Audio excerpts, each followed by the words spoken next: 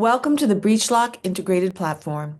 Unify your security testing with one seamless platform that consolidates all your product solutions and test findings. Leverage a common data model, validate attack paths, and map your entire attack surface all in one place. BreachLock breaks down silos and connects solutions to deliver a unified view of your security landscape for comprehensive asset visibility. By leveraging the power of integration, BreachLock integrates PTAS, attack surface management, continuous pen testing, and automated scanning, as well as red teaming capabilities in one data model for endless clarity in reporting. This demo will showcase the attack surface management features of the platform, specifically focusing on asset discovery.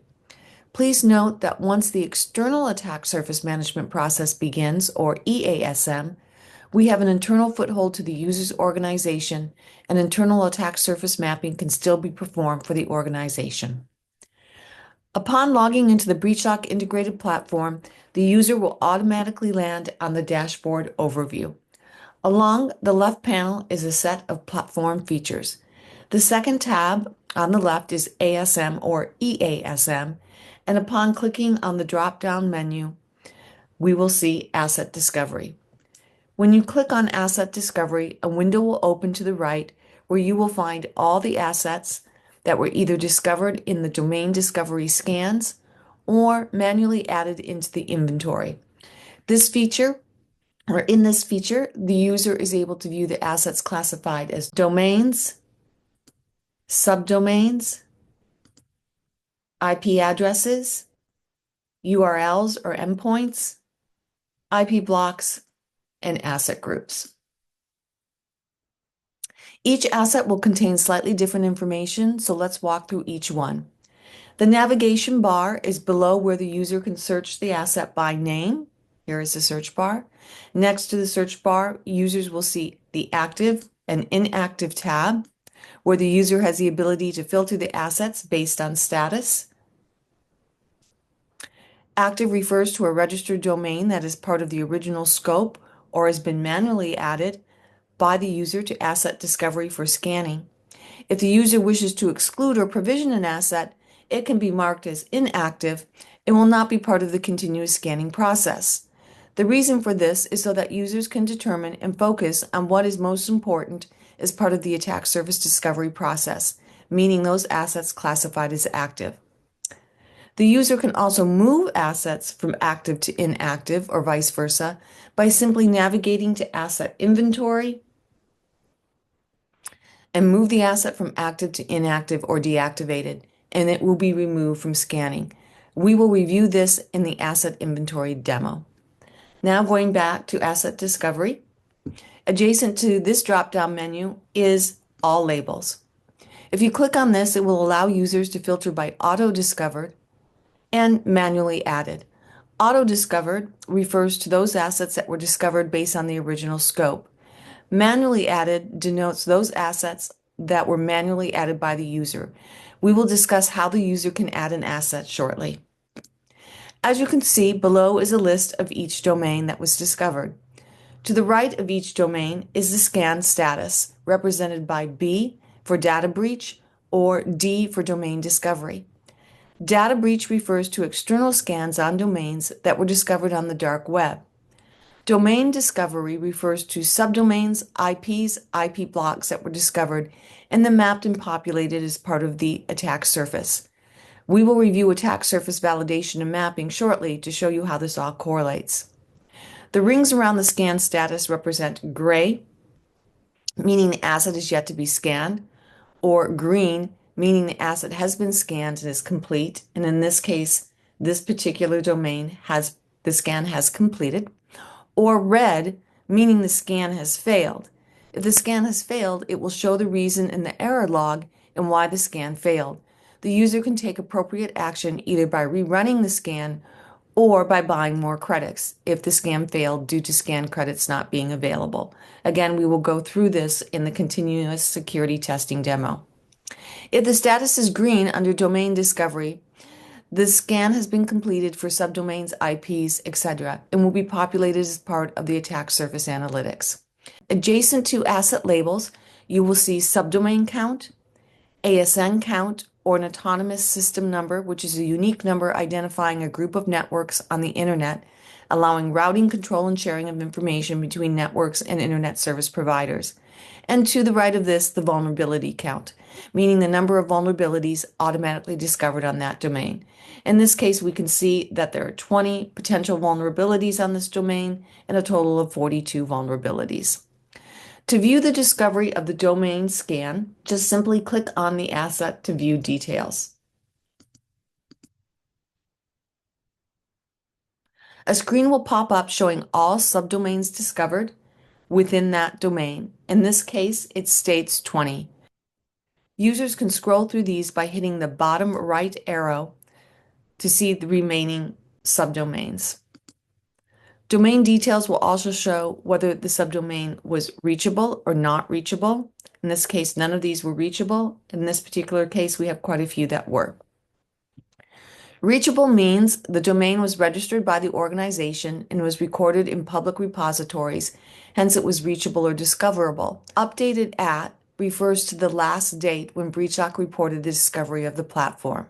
The next tab in the domain details are ASN vulnerabilities that were discovered, as well as the vulnerabilities that were discovered. In this case, there were 42. Each vulnerability will be itemized and defined, showing the name of the vulnerability, the risk severity from high to low to informational, the CVSS score or risk score, and the last update. This will help users with vulnerability prioritization and remediation. This is a complete list of assets discovered under domains. Now let's click out of this and go back to the main screen. We will move on to subdomains, as this view is slightly different. Here you will see a list of 43 subdomains that were discovered. The itemized list includes the name of each subdomain discovered, its scan status. In this case, W stands for web scan. Again, gray means that the asset has yet to be scanned, green means that the scan has been completed, and red means a failed scan. Adjacent to the scan status is whether it was manually added or auto-discovered, reachable or not reachable, IP count, DNS count, and vulnerability count, and last update. Now let's click on one of these subdomains. We're going to go with the one that is reachable. Here you will see a list of IP addresses that were discovered, DNS discovery, and vulnerability discoveries. Here you will see that there were approximately 12 vulnerabilities discovered on various assets. They are itemized and listed by vulnerability name, risk severity, risk score, and whether it was rediscovered or newly discovered. Now let's click on the drop-down menu to the far right. On one of these vulnerabilities, you will see the same information, but also the date the findings was updated and the description. In addition, and most importantly, details will include evidence of the vulnerability with an automatic proof of concept, or POC. The POC is proof that the vulnerability exists, where it was found, and is evidence that the vulnerability is not a false positive, but actually a risk to the organization. The POCs correlate with remediation recommendations based on what will happen if no action is taken and the vulnerability is not remediated. Lastly, under activities, it will show the scan that was run, the type of scan, its status and progress, if it was scheduled, in progress, paused, or finished. Activities mean the scans that were executed on particular assets, whether the subdomain or IP address and their corresponding statuses. If there are multiple scans executed on a subdomain, multiple line entries will be visible under activities when the user clicks the subdomain URL. In this case, the status is highlighted in a green box noting finished. The action button in the far right would provide users the ability to pause, terminate, or reinitiate a scan, but since these scans are completed, no action is available. We will cover how to do this in the continuous security testing demo. The user can simply close out of this screen and go back to the rolled up view of the user's security testing scope. Similar details are available for IPs, URLs, IP blocks, and asset groups. Now let's go back to the main asset discovery screen under Domain. As mentioned earlier, an important feature within the asset discovery is attack path mapping and validation. Next to each domain, you will see a globe. This feature is truly revolutionary as it will provide a comprehensive but simple and easy to navigate overview of the attack surface that helps in understanding the relationship between different entities like domains, subdomains, IPs, and vulnerabilities. Simply click on the globe, and this feature will pinpoint the most critical paths that an attacker might take to exploit vulnerabilities and immediately takes you into a visualization that shows assets noted in the legend below, whether that be domain, represented by the red node, subdomain, represented by these blue globes, IP addresses, represented here, as you can see, correlating with each of the subdomains. All the vulnerabilities identified on the subdomain and IP address can be viewed and are categorized by risk. Let's look at all of these. So we have one here that's informational, another informational. These are low, again. Simply hover over the subdomain you wish to investigate and you will see the IP addresses associated with that subdomain. Once again, the user can hover over the IP address they wish to review, taking the user into the specific vulnerability and its severity. The user can click on that vulnerability to learn more. This attack path view is the action available against each domain on the asset discovery page. By showing the connection between different nodes representing assets, vulnerabilities, and attack steps, teams can see the broader context of each of the vulnerabilities within the network, allowing teams to focus on securing these high-risk points. It can identify the shortest or most likely path an attacker might take to reach valuable assets, helping prioritize defenses along these paths. To learn more about this feature, please refer to the attack path validation and mapping demo. To return to the main asset discovery, simply click and hit the back arrow. Within this main asset discovery screen, users can initiate a domain discovery and/or data breach scan on a domain. Simply select the domain or domains by checking the box, and the option to run a scan will appear. Once the Run Scan box pops up, the user will have the option to execute either a domain discovery or data breach in real time. Complete this by entering the scan name. In this case, we're going to call this test number 123456. Okay, and then what we'll do is we will execute a domain discovery scan. And again, scan frequency, you can run this live, which is immediately, or you can go ahead and schedule the scan. If you click on scheduled, a schedule will appear whereby you can designate the month. We'll say December, the day of the month, Thursdays, or day of the week, excuse me, day of the month. We'll say 3 for the third week, etc., hour and minute.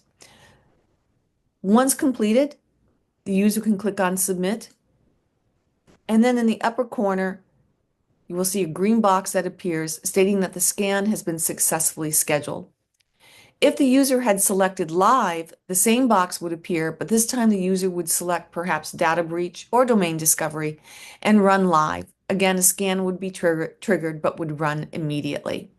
I don't want to jump ahead, but if you would like to see the scan status for each of the scans you just configured, you can click on Scan Status, and the user will see the test there once completed.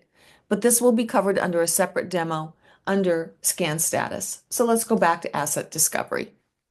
The last feature we would like to show you is how to add an asset for scanning. In the upper right corner is an orange box titled Add an Asset. Users can click on the box and Add an Asset will pop up. Simply select the domain from the drop-down menu and then select the asset type.